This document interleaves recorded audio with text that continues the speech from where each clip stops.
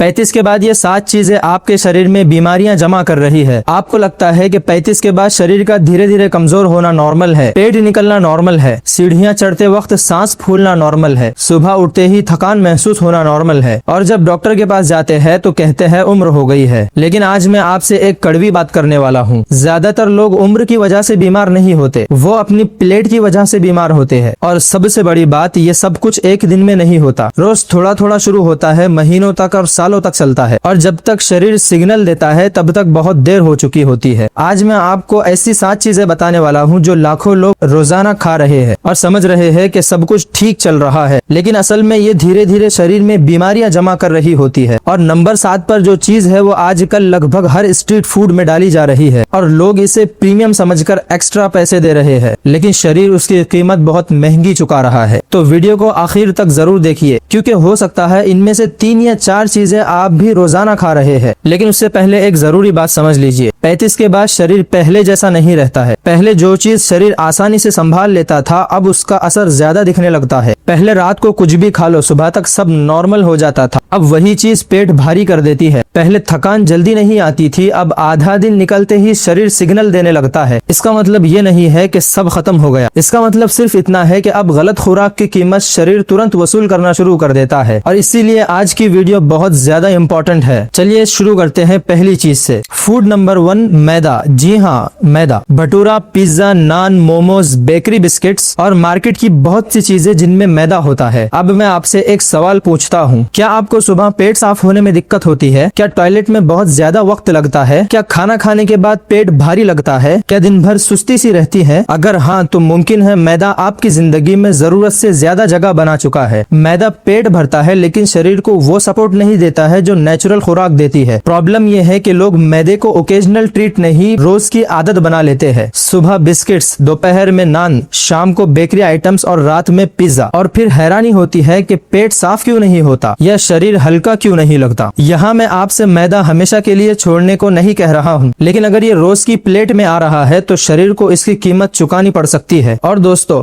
अगली चीज लगभग हर इंडियन किचन में मौजूद है और लोग उसे हेल्दी समझकर रोज इस्तेमाल कर रहे हैं। Food number 2, refined oil. मैं बात कर रहा हूँ रिफाइंड ऑयल की। अब देखिए, सिर्फ तेल दुश्मन नहीं है, मसला है उस तेल का जो बार बार गर्म किया जा रहा है, जो बहुत ज्यादा प्रोसेस होकर आप तक पहुँचता है और जो हर तले हुए खाने का बेस बन चुका है। समोसा, पकौड़े, कचौरी, भुजिया और स्ट्रीट फूड, सब में तेल होता है और बार बार वही तेल इस्तेमाल होता है। आपने कभी नोटिस किया है कि कुछ लोग खाना खाने के बाद बहुत ज्यादा सुस्ती महसूस करते हैं, शरीर भारी लगता है, काम करने का मन नहीं करता? यही सिग्नल है कि शरीर उस खुराक को पसंद नहीं कर रहा है। सबसे बड़ी गलती क्या है? लोग घर का खाना कम और तले हुए स्नैक्स, स्ट्रीट फूड ज्यादा खाने लगते हैं और फिर कहते हैं कि पता नहीं एनर्जी कहाँ चली गई। सच ये है कि शरीर कभी झूठ नहीं बोलता, वो सिग्नल देता रहता है, बस हम सुनना बंद कर देते हैं। और अब जो तीसरी चीज आ रही है, लोग इसे स्नैक नहीं समझते और दिन भर में इतना खा लेते हैं कि जितना शरीर को जरूरत ही नहीं होती। फूड नंबर 3, नमकीन और भुजिया। मैं बात कर रहा हूँ नमकीन और भुजिया की। अब आप कहेंगे, दानिश भाई ये तो सिर्फ हल्का सा स्नैक है, और यही सबसे बड़ी गलत फहमी है। प्रॉब्लम एक मुट्ठी नमकीन नहीं है, प्रॉब्लम है वो मुट्ठी जो पूरे पैकेट में बदल जाती है। टीवी देखते देखते, मोबाइल चलाते चलाते या मेहमानों के साथ बैठे बैठे पता ही नहीं चलता है कि कितना खा लिया, और फिर लोग कहते हैं कि मैं ज्यादा नहीं खाता हूँ। सच बताओ, बहुत लोग खाना कम नहीं खाते हैं, वो बस खाने के अलावा मार्केट की चीजें बहुत ज्यादा खा लेते हैं। नमकीन में अक्सर ज्यादा नमक और तेल होता है, और जब ये रोज की आदत बन जाए तो शरीर इसका बोझ धीरे धीरे महसूस करना शुरू कर देता है। सवाल ये नहीं है कि नमकीन खाना चाहिए या नहीं, बल्कि सवाल ये है कि वो आपकी आदत बन चुकी है या नहीं, क्योंकि आदतें ही आखिर में सेहत बनाती है या बर्बाद कर देती है। फूड नंबर 4, व्हाइट शुगर और मिठाइयाँ। अब आते हैं उस चीज पर जिसे मैं मीठी मुसीबत कहता हूँ, सफेद चीनी और उससे बनी मिठाइयाँ। मैं जानता हूँ इंडिया में मिठाइयाँ सिर्फ खाना नहीं होती है,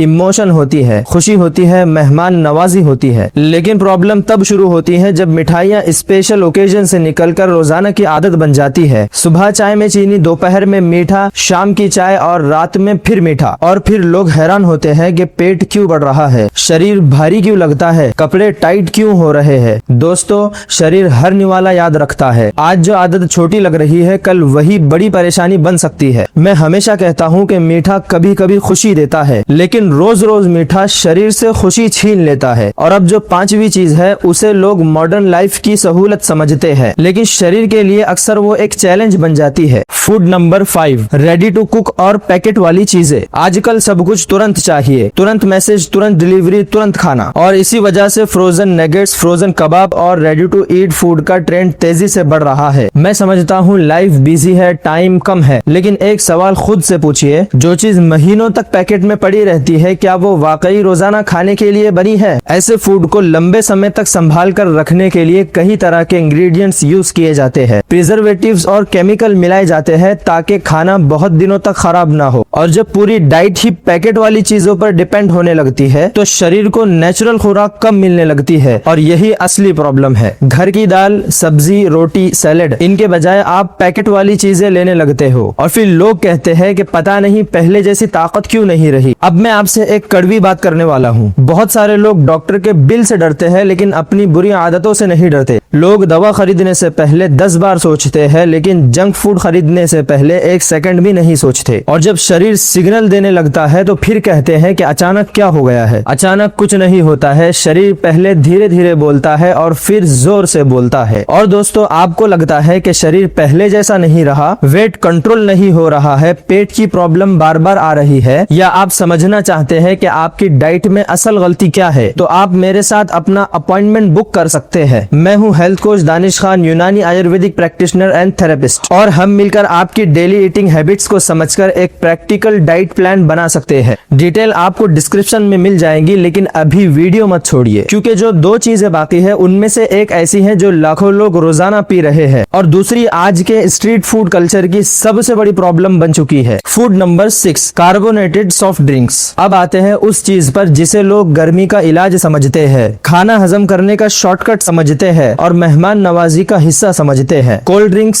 सॉफ्ट ड्रिंक्स, कार्बोनेटेड ड्रिंक्स। आपने नोटिस किया होगा कि खाना खाने के बाद बहुत से लोग ये कहते हैं कि एक ठंडी बोतल ले आओ, खाना हजम हो जाएगा, लेकिन सच ये है कि बहुत से सॉफ्ट ड्रिंक्स में इतनी ज्यादा चीनी होती है कि शरीर को एकदम से झटका मिलता है। कुछ देर के लिए लगता है कि एनर्जी आ गई, लेकिन थोड़ी देर बाद शरीर और ज्यादा सुस्त महसूस करने लगता है। ये बिल्कुल उस आदमी की तरह है जो उधार लेकर अमीर दिखने की कोशिश करता है। थोड़ी देर के लिए सब ठीक लगता है, लेकिन फिर असली हिसाब सामने आ जाता है। और सबसे बड़ी बात, लोग कोल्ड ड्रिंक्स को कभी कभी नहीं पीते, वो उसे रूटीन बना लेते हैं। हर वीकेंड, हर पार्टी, खाना खाने के बाद, और फिर मेहमानों के साथ भी, और धीरे धीरे यह आदत शरीर के खिलाफ काम करने लगती है। लेकिन दोस्तों, अब हम पहुंच गए हैं नंबर 7 पर, और ये वो चीज है जिसका मैंने वीडियो के शुरू में जिक्र किया था। सच कहूँ तो आज लोग इसे जितना हेल्दी समझते हैं उतनी ही बड़ी गलत फहमी में रहते हैं। फूड नंबर 7, फेक चीज और मेयोनीज। आजकल मार्केट में एक नया ट्रेंड चल रहा है, एक्स्ट्रा चीज, एक्स्ट्रा मेयोनीज, डबल चीज, चीज लोडेड, हर जगह बस चीज ही चीज। लेकिन सवाल ये है कि आप जो चीज खा रहे हो क्या वो वाकई असली है? कई स्ट्रीट फूड स्टॉल्स और लो क्वालिटी प्रोडक्ट्स में ऐसी चीजें इस्तेमाल होती है जो असली डेयरी चीज से काफी अलग होती है। इनमें सस्ते फैट्स और अलग अलग इंग्रेडिएंट्स का इस्तेमाल किया जाता है, और प्रॉब्लम तब शुरू होती है जब ये चीजें रोज की आदत बन जाती हैं। आज सैंडविच में, कल बर्गर में, परसों फ्राइज में, और फिर हर चीज पर मेयोनीज। मैं आपसे एक सिंपल सवाल पूछता हूँ, अगर हर खाने पर सफेद लेयर डालने से वो हेल्दी हो जाता है तो दुनिया में कोई बीमार ही ना होता। सच ये है कि शरीर को पैकेजिंग से फर्क नहीं पड़ता है, उसे सिर्फ ये फर्क पड़ता है कि अंदर क्या जा रहा है। और इसीलिए इस लिस्ट में नंबर 7 सबसे डेंजरस आदतों में से एक है, क्योंकि लोग उसे प्रॉब्लम समझते ही नहीं। अब मैं आपसे दिल की बात करना चाहता हूँ। बहुत लोग मुझे मैसेज करते हैं कि दानिश भाई सेहत कैसे ठीक होगी, दानिश भाई ताकत कैसे वापस आएगी, दानिश भाई पेट कैसे ठीक होगा। और जब मैं उनसे पूछता हूँ कि रोज क्या खाते हो, तो अक्सर जवाब वही होता है जो आज की इस लिस्ट में था। दोस्तों, बीमारी अक्सर हॉस्पिटल से शुरू नहीं होती है, बीमारी प्लेट से शुरू होती है, और सेहत भी प्लेट से ही शुरू होती है। आप हर रोज या तो अपने शरीर की मदद कर रहे होते हैं या उसके खिलाफ काम कर रहे होते हैं, बीच का कोई रास्ता ही नहीं होता है। अब मैं आपको एक सिंपल रूटीन बताता हूँ। ये कोई जादुई फॉर्मूला नहीं है, ये सिर्फ एक आदत है। कई लोगों को मैं ये सजेस्ट करता हूँ कि अगर उनका पेट अक्सर भारी रहता है और वो अपनी रूटीन को बेहतर बनाना चाहते हैं तो वो त्रिफला पाउडर को अपनी डेली रूटीन का हिस्सा बना सकते हैं। मेरा सिंपल तरीका है, रात के खाने के बाद और सुबह खाली पेट 1 गिलास गुनगुने पानी के साथ 1 चम्मच त्रिफला पाउडर। लेकिन याद रखिए, सिर्फ त्रिफला लेने से सब कुछ ठीक नहीं होता है। अगर दिन भर जंक फूड खाओगे और रात में 1 चम्मच त्रिफला लेकर उम्मीद रखोगे कि शरीर बच जाएगा, तो ऐसा नहीं होता है। आदत बदलने बदलनी पड़ेगी, प्लेट बदलनी पड़ेगी और लाइफस्टाइल बदलनी पड़ेगी,